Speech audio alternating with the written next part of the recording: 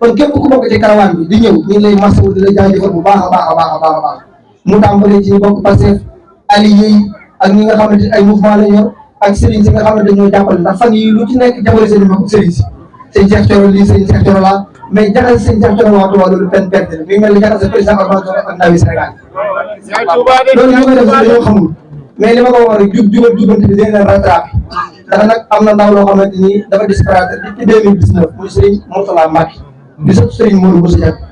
kooku bu soobee yàlla bu ñu demee assemblée nationale dinañ jëngalaat dossier boobu dinañ xam lan moo ca nekk dama sëñ Mourtala dossier boobu il faut que dina leer ndax am na ñu doon tudd dossier boobu dossier bu sensible la